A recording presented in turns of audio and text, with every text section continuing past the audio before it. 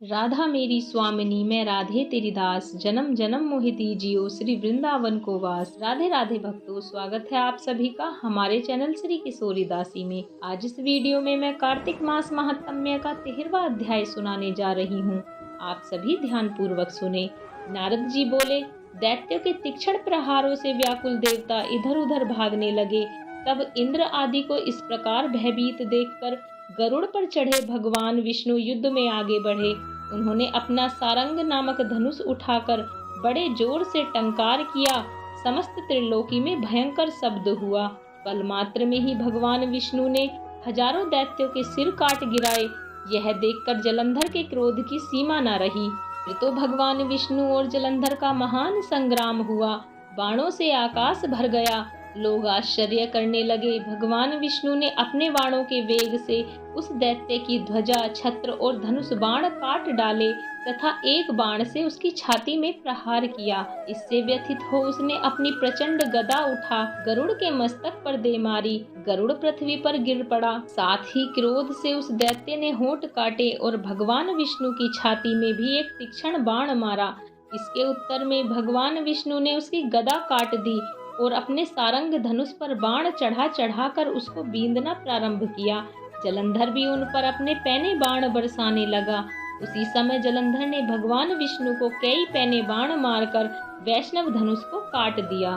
धनुष cut जाने पर भगवान ने गदा ग्रहण कर ली और शीघ्र ही जलंधर को खींचकर मारी भी, परंतु उस अग्निवत अमोघ गदा की मार से भी वह चल्यमान न हुआ और मदमस्त हाथी के समान उसे यानी गदा की मार को फूल की माला ही जाना। साथ ही उस युद्ध द्रुमद ने अत्यंत ही क्रुद्र होकर एक अग्निमुख त्रिशूल उठाकर विष्णु पर छोड़ दिया। भगवान विष्णु ने शिव के चरणों का स्मरण कर नंदक नामक त्रिशूल से उसके त्रिशूल को छेद दिया। जलंधर ने झटक कर भगवान विष्णु की छाती में एक मुष्टिक मारा। उसके उत्तर में भगवान विष्णु ने भी उसकी छाती पर अपनी मुष्टिका का प्रहार किया। फिर दोनों घुटने टेक कर बाहों और मुष्टकों से बाहु युद्ध करने लगे। कितनी ही देर तक भगवान विष्णु उसके साथ युद्ध करते रहे। वह कुछ श्रमित से हो गए। तब सर्वश्रेष्ठ मायावी भगवान उस दैत्य राज से मेघवाणी में बोले, हे रण द्रुमम दैत्य श्रेष्ठ, तू धन्य है जो इस महायुद्ध में इतने बड़े बड़े आयुधों से भी भयभीत न हुआ। तेरे इस युद्ध से मैं बड़ा प्रसन्न हूँ। तू जो चाहे मांग, मैं दे वस्तु भी आज तुझको दे दूंगा। मायावी भगवान विष्णु की ऐसी वाणी सुनकर जलंधर ने कहा, हे भावुक, यदि आप मुझ पर प्रसन्न हैं तो यह वर दीजिए कि आप मेरी बहन के साथ तथा अपने सारे कुटुंबियों सहित मेरे घर पर निवास करेंगे। नारद जी कहते हैं, उसके ऐसे वचन सुनकर भगवान विष्णु को खेद तो हुआ, किंतु उसी क्षण उन देवेश ने तथास्तु कह दिया। अब भगवान विष्णु सब देवताओं के साथ जलंधरपुर में जाकर निवास करने लगे।